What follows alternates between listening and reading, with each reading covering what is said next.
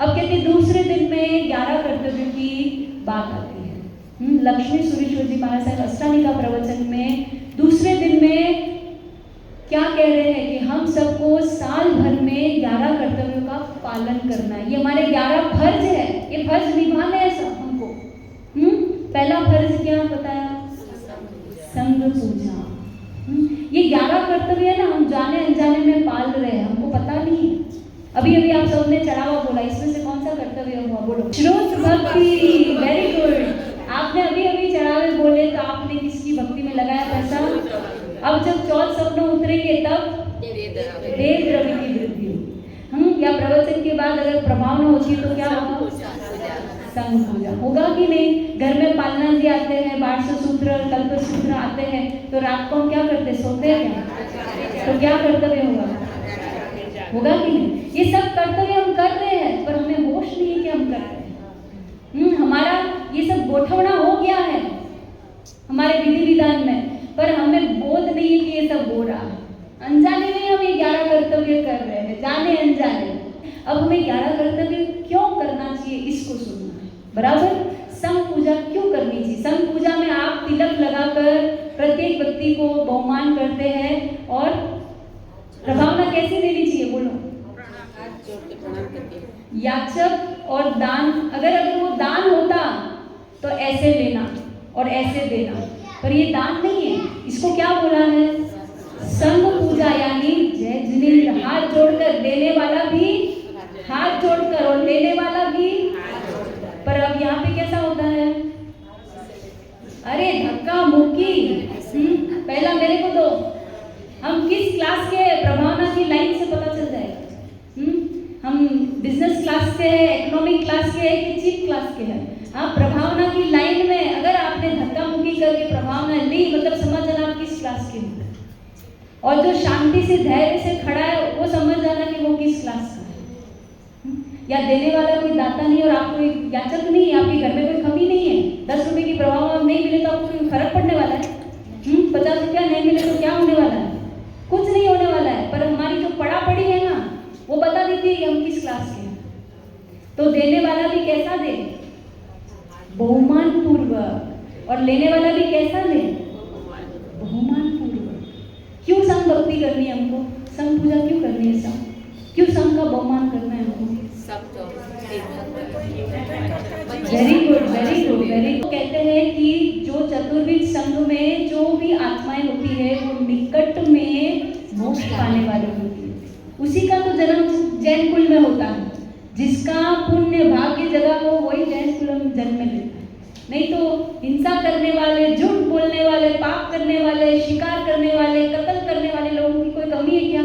आतंकवाद की कोई कमी है? अभी अभी कश्मीर में क्या हुआ था? आतंकवाद की कोई कमी है? कोई का भाग्य जगा हो वही बचाने के धर्म में पैदा होता है, नहीं तो मारने के धर्म में तो सब ऐसा भीड़ ऐसा वहाँ से बोलते जैन लोग बहुत थोड़े गिने चुने रत्न थोड़े ही होते हैं। या भीड़ नहीं चाहिए हमको, या हमारे क्वालिटी लोग हैं, या एक एक श्रावक एक एक श्राविका चींटी तक को बचाने के लिए तैयार है। ऐसे जैन कुल में जन्म तो अहोभाग्य से ही मिलता है। तो ऐसे जैन कुल में जन्म लेने वाले लोग निकट में कोई तीर्थंकर बनने वाला है, कोई गणधर बनने वाला है, कोई सिद्ध बुद्ध मुक्त होकर मोक्ष जाने वाला जीव है। तो आप क्या करते हो? बहुमान करके श्री संघ की पूजा। आपने कभी सुना किसी तीर्थंकर ने तीर्थंकर को नमस्कार किया? कभी सुना? कोई तीर्थंकर दूसरे तीर्थंकर को नमस्कार करते? चतुर्विध संघ तीर्थंकर के बराबर है, 25वां तीर्थंकर। और तीर्थंकर जब नमो तीर्थ से कहते हैं तो उसने दूसरे तीर्थंकर को नमस्कार किया। दूसरा तीर्थंकर कौन है? चतुर्विध संघ, जिसको साक्षात प्रभु नमस्कार करते हैं। 2 लाइन गा के सुनाना चाहती हूँ। जब जब तू राह भटके, धर्म के मार्ग में ना टिके, तू आना चतुर्विध संग शरण में। संग बिना आधार क्या है इस पंचम काल में, तू आना चतुर्विध संग शरण में।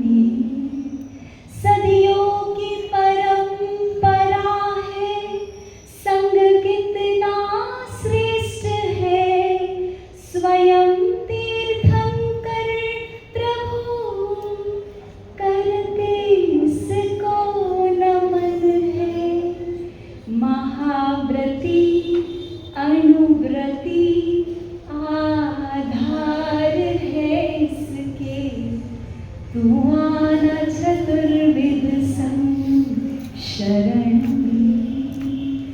संग का विभाजन तो करना ना भूल से, एकता अखंड रहे प्रयास हो धैर्य से। अक्षुण धारा बहे इसकी अंत तक दूषण काल के। तू आना चतुर्विध संग शरण में। जब जब तू राह भटके टिक नहीं पाए धर्म में, तू आना चतुर्विध संग शरण में। चतुर्विध संग नहीं होता तो आज 2500 साल की परंपरा जो हमारे पास पहुंची है उसको कौन पहुंचाता? साधु साध्वी है और श्रावक श्राविका है, इसीलिए प्रभु की वाणी जीती जागती देखने को मिलती है। जीती जागती अहिंसा के हम सब अद्भुत उदाहरण है कि नहीं? अन्य जाति वाले बोलते हैं अहिंसा देखनी हो तो किसकी देखो? जैनों की देखो। इसीलिए संघ पूजा की इतनी महिमा है, क्योंकि संघ जिन वाणी को धारण करने वाला जीता जागता नमूना है। किताबों में आपने धर्म पढ़ा, पर जीता जागता अगर आपको धर्म देखना है तो किसको देखना है? चतुर्विध संघ को देखना। इसीलिए संघ की इतनी महिमा है। इसीलिए संघ पूजा हमारा वार्षिक कर्तव्य में सर्व पहला स्थान संघ की भक्ति। दूसरा कर्तव्य, वापिस बात घूमकर वहां आ गई। जो बात कल भी थी, कल भी दूसरे कर्तव्य में यही था और आज भी दूसरे कर्तव्य में यही बात। नोटिस किया आपने, कल 5 कर्तव्य में दूसरा साधारणिक और आज 11 कर्तव्य में भी दूसरा। क्यों इतना इम्पोर्टेंट है साधारणिक भक्ति? कहाँ लिखा है? जिन मंदिर बनाना कहीं लिखा है क्या इधर? कोई कर्तव्य है? पर्युषण का कर्तव्य है, वार्षिक कर्तव्य है, कहीं लिखा है क्या मूर्ति बनाना है? कहीं लिखा है? नहीं लिखा। मंदिर और मूर्ति तो फिर भी हम बना लेते हैं, ये समझ करके जीवन में एक तो बिंब बनाना ही चाहिए, शक्ति हो तो एक जिनालय बनाना ही चाहिए। पर आपको इस बात का बोध नहीं है कि जिनालय हो जाएगी, मूर्ति हो जाएगी, पर उसको पूजने वाला अगर नहीं रहेगा तो क्या करेगा? पूजेगा कौन? वही अगर नहीं टिक पाएगा, वही अगर नहीं धर्म के मार्ग पर रह पाएगा, तो मूर्ति और मंदिर किस काम की? इससे साधारणिक को टेका देना है। साधारणिक को टेका नहीं देंगे तो धर्म धीरे धीरे धीरे धीरे धीरे घटते जाएगा। ऐसे पैदा तो हम एक ही कर रहे हैं, एक से दूसरा बच्चा करना ही नहीं है, वही हमारी संख्या तो बढ़ गई।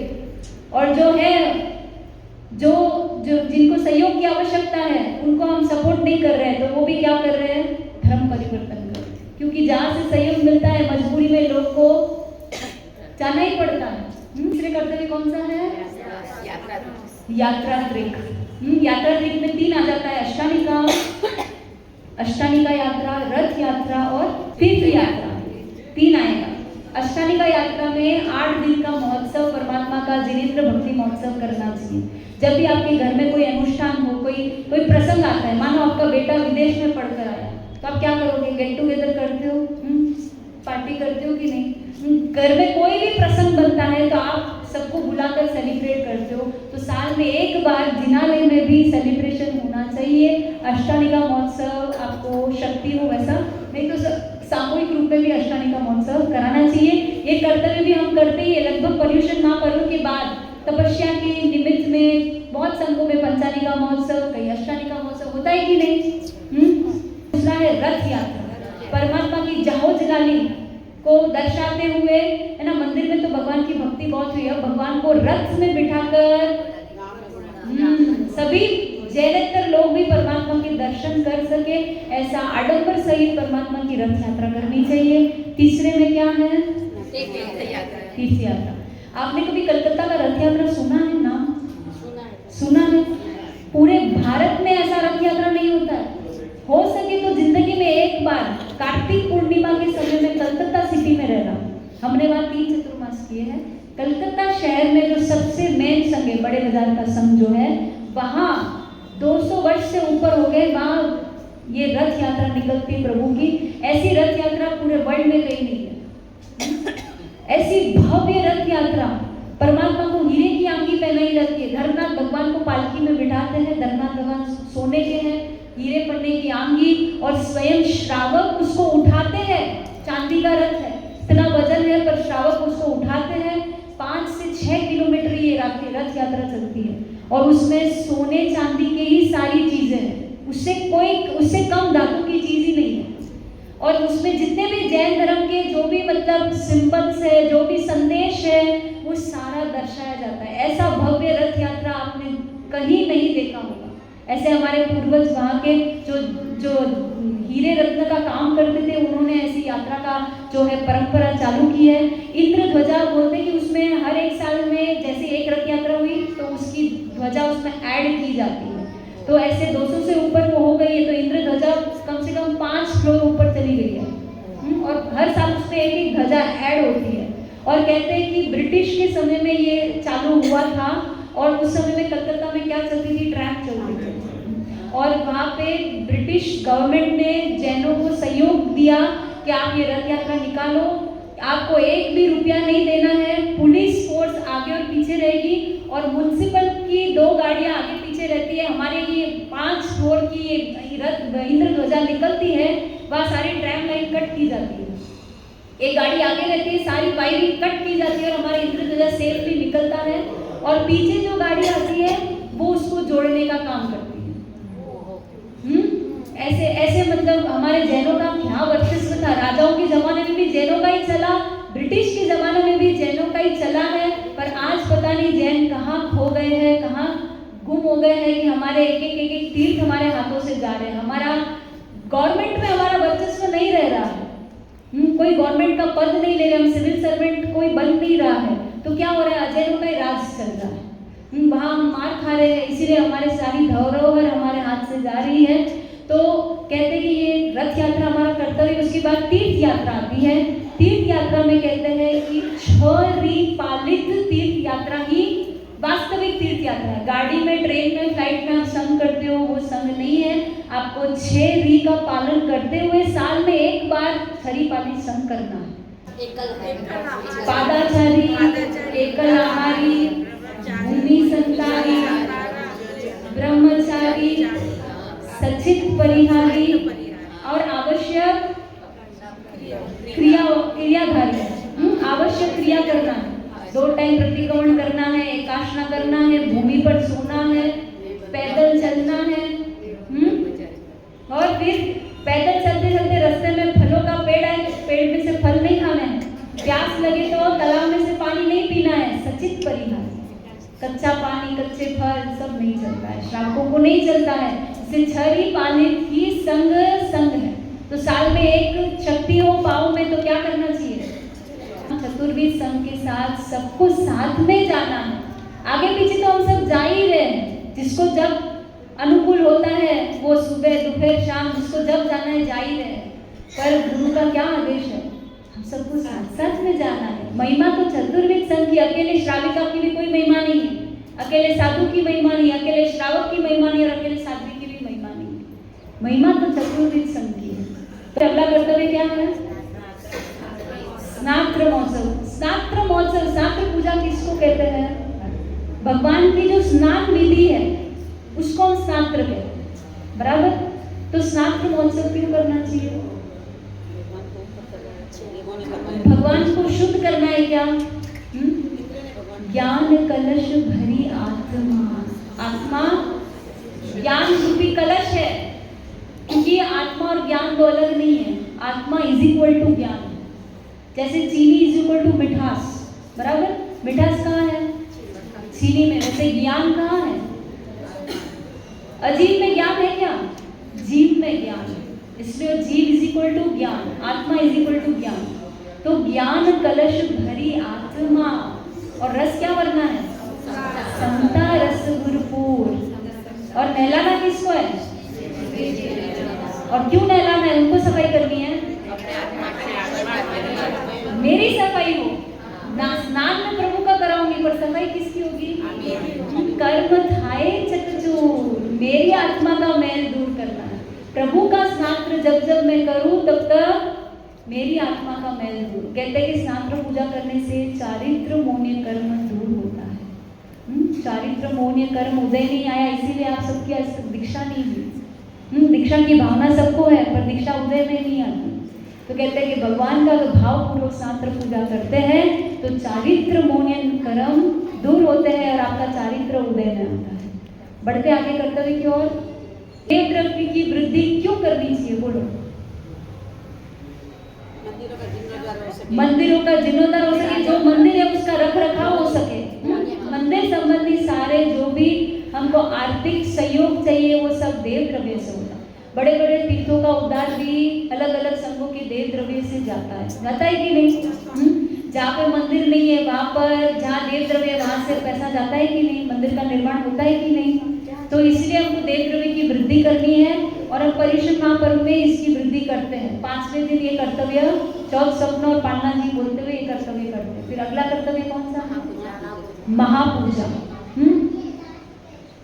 साल में एक बार अपनी तरफ से कोई ना कोई बड़ा पूजन होना चाहिए। चाहे फिर वो शिव चक्र पूजन हो, चाहे कोई भी पूजन, ऋषि मंडल पूजन, जो भी पूजन करने का आपका संकल्प हो, आडंबर सहित अपनी बहन बेटियों को, अपने संघ के लोगों को आमंत्रण करते हुए आपको महापूजा का आयोजन करना चाहिए, आपका कर्तव्य है। फिर बच्चों को जन्म देते समय कौन कौन रात को जगाता, हमारी माता ऐसे बैठी है, रात को कितनी रात जग जग के निकाली है, कितनी, बहुत रातें बच्चों को पालने में पोसने में हमने निकाल दी। फिर कहते हैं कि उससे पहले बोलते हैं कि सिनेमा देखने गए, नाइट शो, तब रात जगो किया। फिर उससे पहले बोलते हैं ये खेलने गए, तब कितनी रात जगे हुई। कितने बजे तक खेलते हैं, बोलो, रात कितने बजे तक खेलते हैं डालिया। अरे हमारे यंगस्टर जो ऐसी जगह जाते हैं जब 3-3, 4-4 बजे तक नाच सके, रात्रि जागरण करते, कोई डिस्को में जाता है, कोई कहाँ जाता है, कोई कहाँ जाता है। एक रात्रि जागरण हमको धर्म ध्यान के लिए करना है। क्यों करना है रात्रि जागरण? रात भर हम परमात्मा का स्मरण कर सके, परमात्मा का ध्यान कर सके, इसलिए हमको रात्रि जागरण करना है। हम पर्युषण पर्व में पाटना जी आदि लाते तब करते हैं, अथवा प्रभु के निर्वाण कल्याण के समय में काफी लोग रात्रि जागरण करते कि नहीं। दिवाली के समय में काफी लोग रात्रि जागरण करते हैं। तो इस तरह ये कर्तव्य होता है। फिर आगे कौन सा है? शुद्ध भक्ति। हमारी शक्ति हो तो हमको आगम लिखवाने चाहिए, आगम छपवाने चाहिए। जितने भी धर्म की पुस्तकें हैं वो जो पढ़ने वाले हैं उन तक पहुंचाना चाहिए। कोई गुरु भगवान पढ़ते हो तो पढ़ने में सहयोग करना चाहिए। ये सब शुद्ध भक्ति का कर्तव्य है।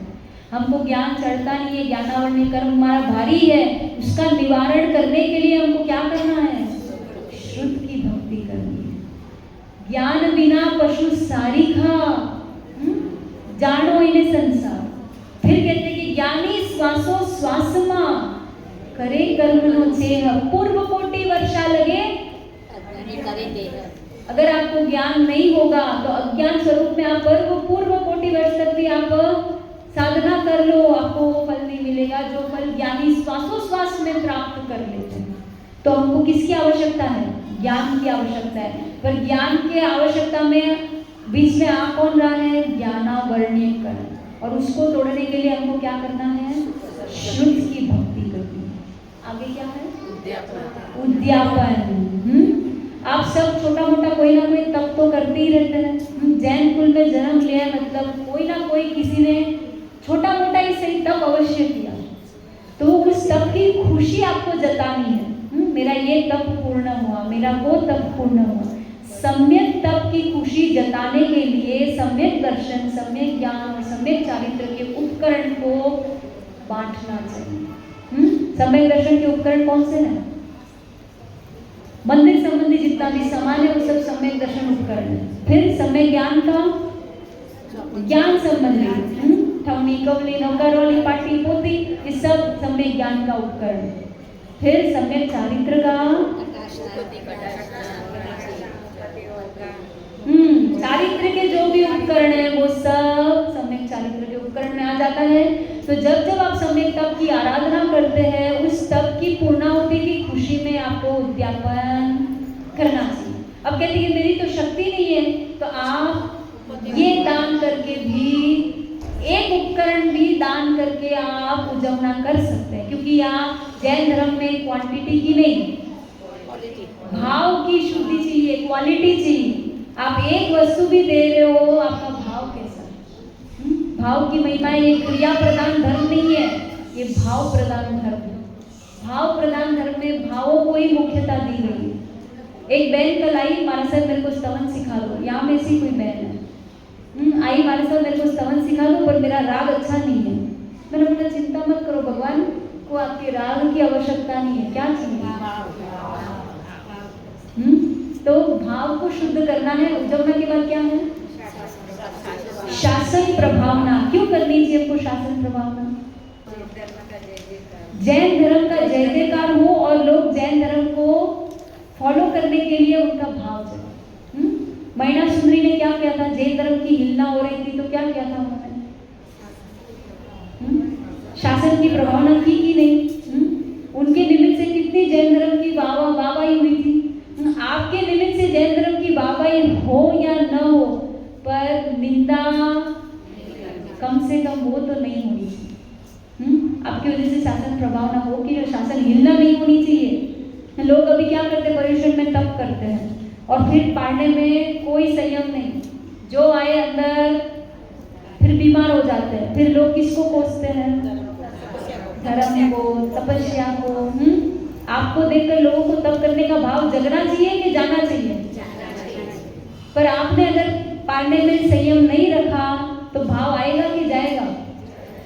ये देखो मांस खमण के बीमार हो गए, ये देखो सिद्धि तप किया ऐसे हो गए, उनको कोई तपस्या नहीं करनी है। अरे आपको देखकर दूसरों को करने का मन होना चाहिए, इसको कहते हैं शासन प्रभावना। आपको देखकर लोगों को जैन धर्म पालने का मन होना चाहिए, इसको कहते हैं शासन प्रभावना। आपकी वजह से शासन की वाहवाही होनी चाहिए, सब निंदा नहीं होनी चाहिए, इसको कहते हैं शासन प्रभावना। फिर आगे में क्या? आलोचना। सबसे इम्पोर्टेंट, अंतिम कर्तव्य सबसे इम्पोर्टेंट है। हम सबका मन कैसा है? पाप से भरा हुआ है, भारी है मन। जैसे ही हम उसको गुरु के समक्ष प्रकट कर देते हैं तो मन हल्का हो जाता है। मेरे से ये दोष हो गया, मेरे से वो पाप हो गया, गुरु महाराज साहब को आलोचना दे दो, मेरे को उससे मुक्त कर दो। पडिक्कमामि, निंदामि, गरियामि, ये 3 क्रिया है। पहले तो प्रतिक्रमण करना, यानी उस पाप से पीछे हटना, उसको कहते हैं प्रतिक्रमण। उस पाप में लगे नहीं रहना है, ये पाप है, मैं क्या कर रही हूँ इसमें मुझे नहीं रहना है, उस पाप से पीछे आना, उसको कहते हैं प्रतिक्रमण। फिर निंदामि, लोग तो आपका क्रिटिसाइज करते हैं, निंदा करते हैं, अपनी निंदा कब करोगे आप? दूसरों की निंदा तो बहुत कर लिया, अब किसकी करनी है निंदा? सेल्फ क्रिटिसिज्म करना है, आत्म निंदा करनी है। दुनिया तो हमें दोष से भरी हुई दिखती है और स्वयं कैसे दिखते हैं? गुणों के भंडार दिखते ही नहीं। अरे मेरे जैसा तो कोई नहीं। अब उसको ऑपोजिट करो, दुनिया में सब जगह पे गुणवान बैठे हैं और मैं कैसा हूँ? दोषों से भरा। ये आत्म निंदा करने वाले व्यक्ति की दृष्टि ऐसे बदलती है। तो निंदावी में क्रिटिसाइज करना है और गरियामी में क्या करना है? गुरु के समक्ष दरहा यानी बोलना कि गुरुदेव मेरे से ये बोल रहे, बिना कोई कपट से बोल। लक्ष्मण साध्वी ने क्या किया था? माया कर, माया शल्य के साथ आलोचना लेने गई। चकली का मैथुन देखा और मन में क्या भाव आया कि परमात्मा ने कैसा कठिन ब्रह्मचर्य धर्म दे दिया, उनको थोड़ी भी दया नहीं है, ऐसा भी कोई भला धर्म बताया जाता है? इस तरह से उनके मन में विचार आ गया। अब विचार तो आ गया, फिर आने के बाद पछतावा भी हुआ और आलोचना लेने का भाव भी हुआ, पर भगवान को ये बात कहने का साहस नहीं कि ये विचार मेरे को आया। क्या बोला उन्होंने? प्रभु किसी और को अगर ऐसा विचार आता है उसको क्या आलोचना लेनी पड़ती है? ऐसे बोला क्या उन्होंने कि ये विचार मेरे को आया? आत्मनिंदा हुई क्या? गर्हामी के पहले निंदा भी है, पहले स्वयं की निंदा, फिर प्रभु को कहना। अगर लक्ष्मणा साध्वी कहती कि प्रभु ये विचार मेरे को आया है, मेरे को क्या आलोचना लेना है, तो उसकी कपट पूर्वक आलोचना मांगी तो उसका संसार 80-24 तक उनका मोक्ष नहीं होगा साहब। कैसा कैसा शल्य सहित उन्होंने आलोचना लिया। तो ऐसी आलोचना नहीं लेनी है हमको कैसी लेनी है? बिना कोई कपट से जो भी पाप है गुरु के समक्ष प्रकट करके उसकी आलोचना लेनी, ये हमारा अंतिम कर्तव्य है। आज के लिए इतना ही। वार्षिक कर्तव्य हमारे ये 11 है। सभी का पालन करते हुए हमको हमारे जीवन को सफल करना है। परिषद महापर्व ये संदेशा लेकर आया है। जिन आज्ञा